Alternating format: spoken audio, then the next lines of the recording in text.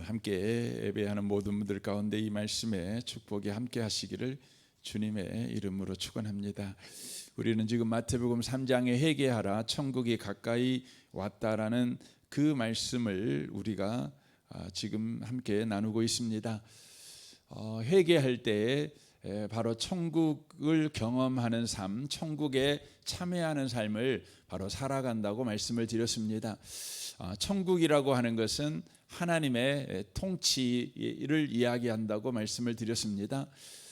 그러니까 천국이라고 하는 것은 어떤 장소적인 개념이 아니라 하나님의 다스림 속에 있는 바로 현실을 이야기하는 것입니다.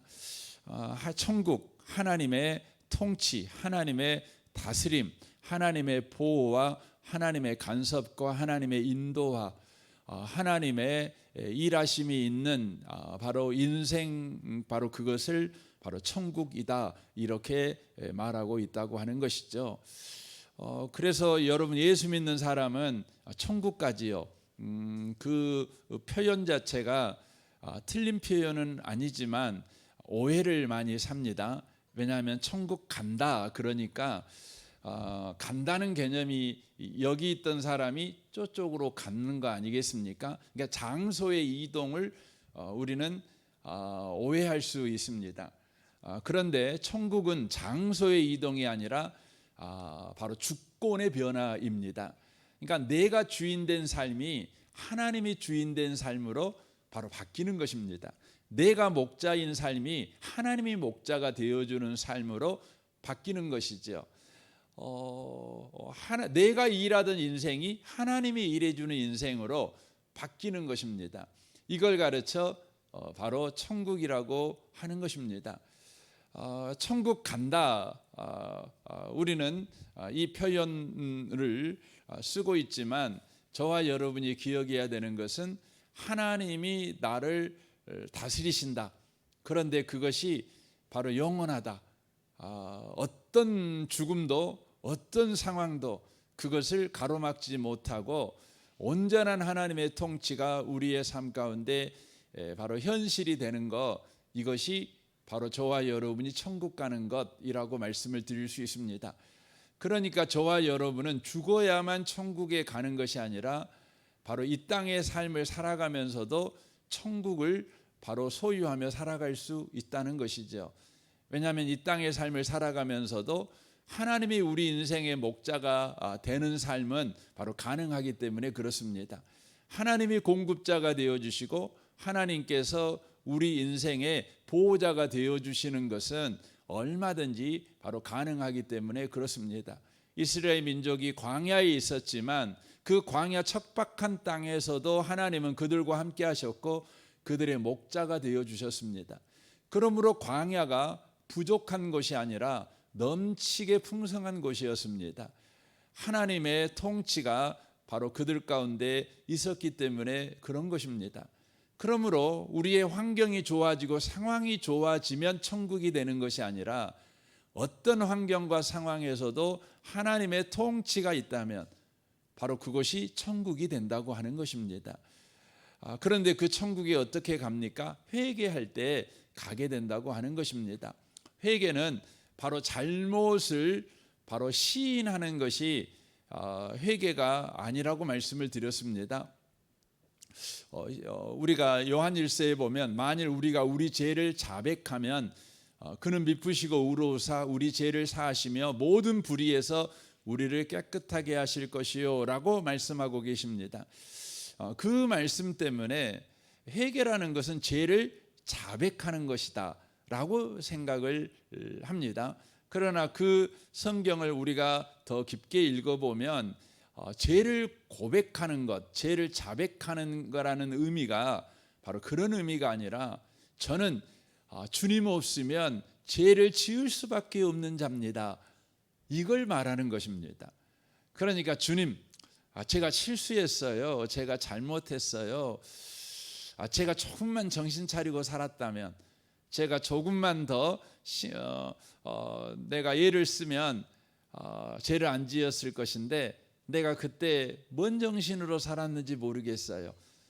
그래서 내가 죄를 짓고야 말았습니다. 주님 이제부터 정신 바짝 차려서 살겠습니다. 그러니 이번 한 번만 봐주세요. 여러분 그것은 그 성경이 말하는 회개가 아닙니다. 성경이 말하는 회개는 뭐냐면 주님 내가 아무리 정신을 바짝 차려 살아도 저는 이렇게 죄를 짓고 살아가는 자일 수밖에 없습니다. 저는 주님 없으면 안 되는 사람이에요. 저는 주님이 필요해요. 저는 주님만 구합니다. 이게 뭐냐면 자기 죄를 자백하는 것입니다. 그러니까 성경에서 말하는 회개라고 하는 것은 자신에 대한 절망과 주님에 대한 목마름, 이것이 바로 회개다, 이렇게 말씀을 드릴 수가 있는 것이죠. 자신에게 어떤 좋은 조건이 주어져도, 어떤 좋은 환경이 주어져도, 우리에게 어떤 높은 수준의 바로 지식이 주어져도, 또 우리에게 어떤 좋은 은사가 주어져도 우리는 주님 없으면 죄 짓고 살아가는 자라는 것입니다. 우리는 늘 그런 부분 생각을 하죠. 내게 좋은 환경이 주어지면 나 죄 안 지어. 내게 큰 능력이 주어진다면 나 이렇게 안 살아. 이렇게 우리는 늘 이야기를 합니다. 아담이 했던 변명 아닙니까? 아담이 했던 변명은 뭐였냐면 나에게 저 여자를 주셔가지고 저 여자 때문에 내가 죄를 지었습니다. 주님이 나한테 더 좋은 여자 줬다면 나 죄 안 지었을 것입니다. 뭐 이런 말이지 않습니까? 그런데 여러분 아담에게 있어 하와는요 최고의 여자였습니다. 하나님께서 직접 창조하셨지 않습니까? 부족함이 없는 여자였죠. 아담도 그걸 알았지요. 그래서 너는 뼈 중에 뼈고 내 살 중에 살이다. 그렇게 말했습니다.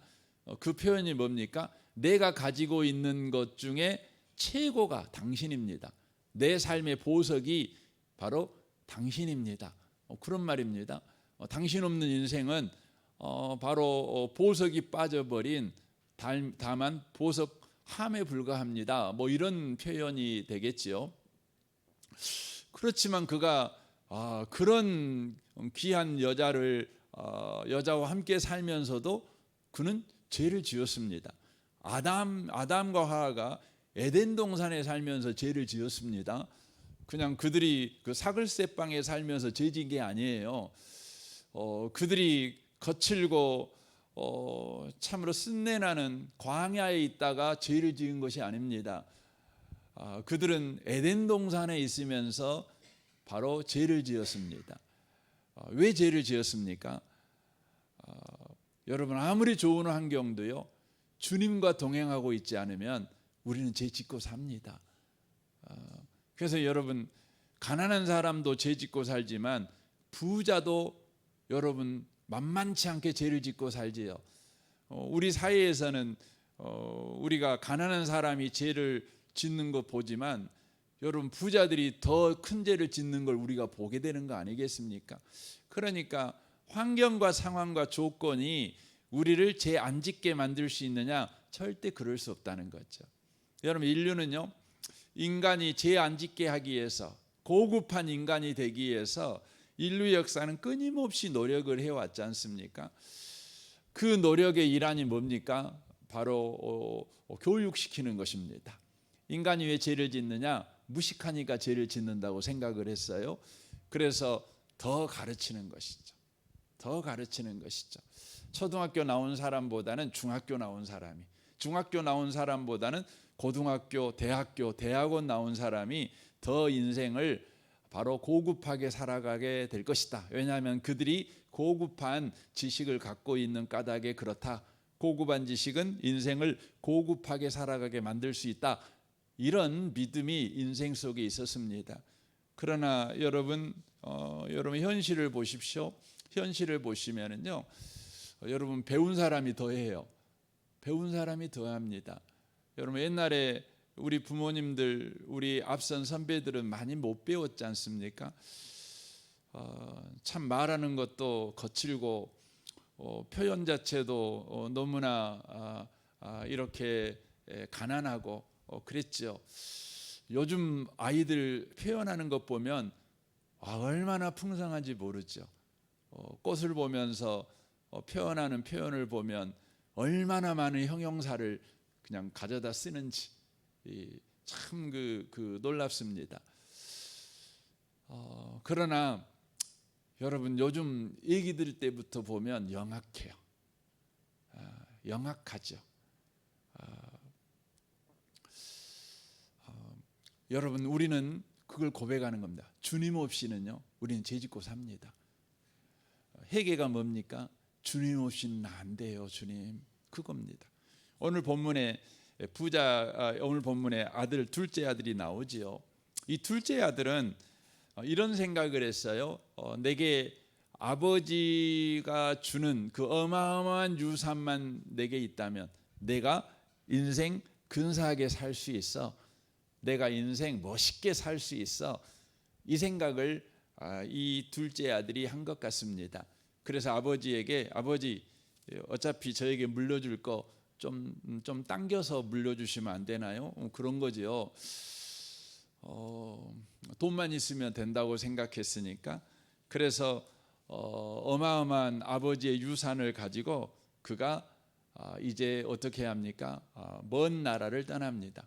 그러니까 이 말은 어떤 의미입니까? 아버지의 간섭이 전혀 없는 곳으로 떠난 겁니다. 그러니까 돈만 있으면 된다 이 생각하고 떠난 것입니다. 그래서 그는 아버지가 물려준 그 돈을 가지고 이제 살아가게 되는데 13절에 보면 그 후 며칠이 안 돼 그랬습니다. 그 엄청난 돈을요 며칠 만에 다 탕진해 버립니다. 허랑방탕하게 씁니다. 여러분 돈이라는 것은 죄는 아니죠. 그런데 아버지 없는 자녀가 돈을 움켜쥐자 그 돈을 가지고 허랑방탕하는 데만 쓰는 겁니다. 자기 인생을 바로 갉아먹는 일에만 쓰는 것입니다. 자기의 생명을 갉아먹어 버리고 자기의 미래를 갉아먹어 버리고 자기의 소망을 갉아먹어 버리고 행복을 갉아먹어 버리는 일에 그 돈을 다 낭비해 버립니다. 죄 짓는 일에 바로 그가 썼다고 하는 것이죠. 썼다고 하는 것이죠. 이제 돼지지염을 먹는 그런 형편 가운데 바로 그가 빠지게 된 것이죠.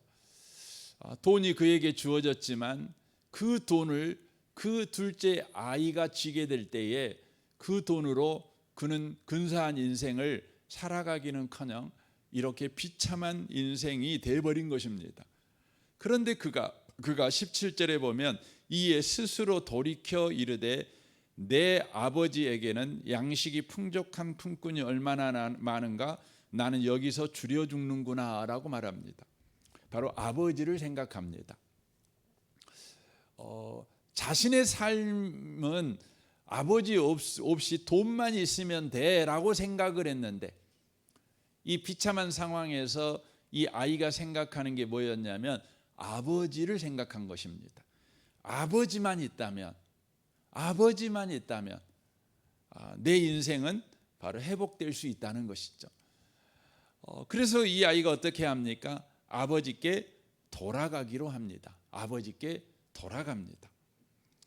아버지께 돌아갈 때 그가 이런 생각하지요.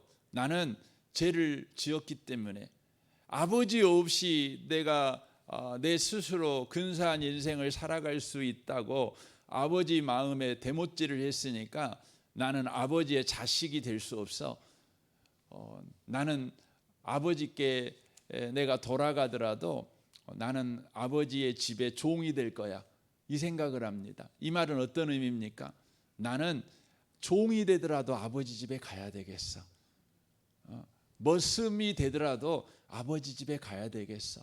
내 인생의 답은 어찌하든지 아버지께 가는 거야. 내가 아버지에게 몽둥이 찜질을 당할지라도, 그리고 너는 내 자식 아니야. 이제부터 아들 방에 거할 수 없어. 너는 머슴 방에 거해. 이제부터 아들이 먹던 밥 못 먹어. 너는 머슴이 먹는 밥 먹어. 이렇게 할지라도 나는 아버지께 기어이 가고야 말겠다. 이 생각을 그가 한 것입니다. 그래서 이 아이가 어떻게 합니까? 이발소에 가서 이발할 생각을 합니까? 목욕탕에 가서 목욕할 생각을 합니까? 전혀 생각 안 합니다. 그는요 산발이 되어가지고 몸에서는 냄새가 나고 옷은 더럽혀졌지만 그는 새로운 옷을 사입을 생각도 목욕할 생각도 이발소에 가서 머리를 깎을 생각도 하지 않고요. 그냥 갑니다. 나에게 필요한 것은 아버지뿐이라는 것입니다. 내가 지금 필요한 건 내 변화가 아니라 아버지께 가는 게 필요하다는 것입니다. 그래서 아버지께 갑니다. 여러분 회개는 뭡니까? 내 변화를 내가 하는 것이 회개가 아닙니다. 여러분 회개는요 아버지께 그냥 가는 겁니다. 이게 회개입니다. 하나님은 오늘도 저와 여러분이 천국의 삶을 살기를 원하십니다. 어떻게 해요? 회개함으로요. 아버지께 그냥 감으로 그런 삶을 살아가길 원합니다. 나는 아버지 없으면 안 돼요. 내가 일확천금을 내게 주어도 나는 안 돼요. 아버지 없으면 안 돼요. 내게 아무리 좋은 친구가 있어도 아버지 없으면 안 돼요. 이런 것이죠. 사랑하는 성도 여러분, 오늘도 저와 여러분에게 필요한 것이 있습니다. 그건 뭐냐면 아버지 없는 인생은 안 된다는 걸 알고 주님, 저에게는 아버지 하나님만 필요해요. 이렇게 고백하는 것입니다. 저는 오늘 이 성경을 이렇게 읽다가 너무 감동이 되고 은혜가 되었던 것은 이 자식이 돈을 가지고 먼 나라에 가서 사랑방탕했지만 이 자식에게는 아버지가 있었다는 거예요.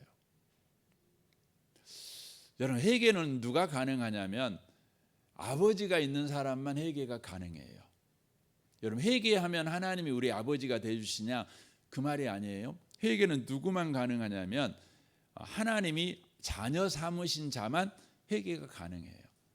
이제 이것을 우리가 이제 이렇게 퍼포먼스로 이야기를 하면 예수 믿는 사람은요 어떤 삶을 살아가고 있냐면 주님께서 우리의 손목을 탁 붙잡고 있어요. 한 손을 탁 붙잡고 있는 현실을 살고 있는 겁니다. 그런데 우리는 주님을 벗어나고 싶어 해요.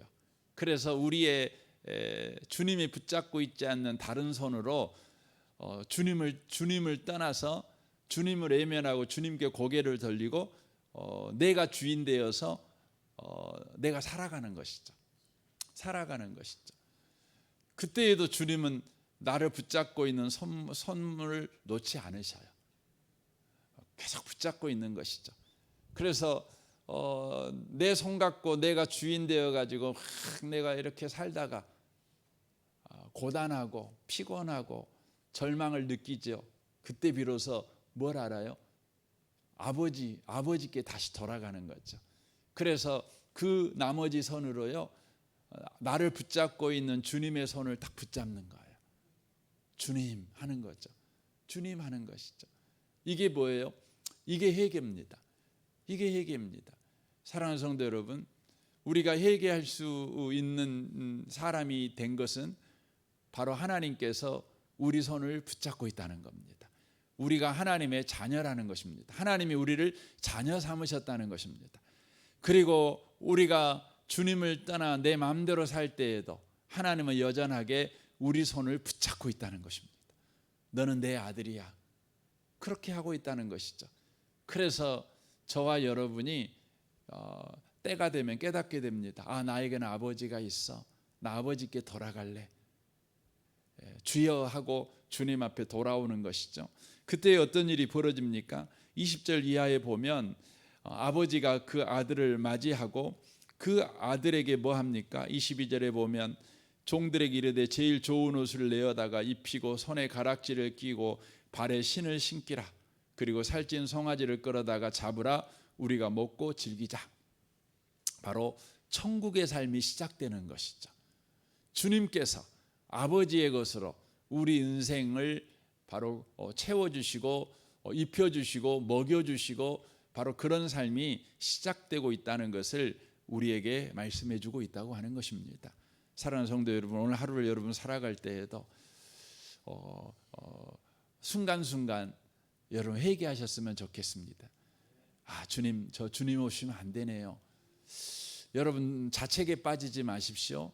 후회에 빠지지 마십시오. 억울함에 빠지지 마십시오. 변명하지 마십시오. 아쉬워하지 마십시오. 여러분의 삶에 그렇게 여러분이 살아가는 건 딱 한 가지입니다. 주님을 외면해서 그럽니다. 주님, 저는 주님이 필요해요. 주님 없으니 내가 이렇게 살지만 주님이 나와 함께 할 때 내 인생은 천국이 될 줄 믿습니다. 오늘도 이런 하루를 살아내는 모든 분들이 다 되시기를 주님의 이름으로 축원합니다. 아멘. 우리 같이 기도하겠습니다. 오늘 이 말씀을 생각하며 여러분 자신과 가정과 직장을 위해 기도해 주십시오. 우리 필리핀 단기 선교 오늘 저녁 7시에 단기 선교 모임이 있습니다. 또 이제 주일 예배 지나고 월요일 날 새벽 1시에 이렇게 필리핀을 향해서 출발하게 될 것입니다.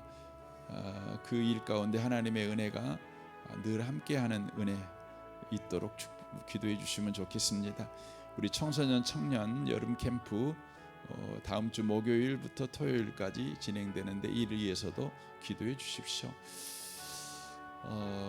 내일 특별히 주일입니다. 내일 주일 예배를 위해서 여러분 기도해 주십시오. 많은 더위 가운데서도 주님 시원케 되는 우리의 영혼이 시원케 되는 그 예배를 경험케 하옵소서. 여러분 기도해 주십시오. 오늘 그 은혜교회 이임식과 취임식이 있는데 이를 위해서도 기도해 주십시오. 이 나라 이 민족과 북한과 열방을 위해서도 여러분 기도해 주십시오. 우리 좋으신 주님께 통성으로 구하겠습니다. 기도하겠습니다. 오 하나님 아버지 감사합니다.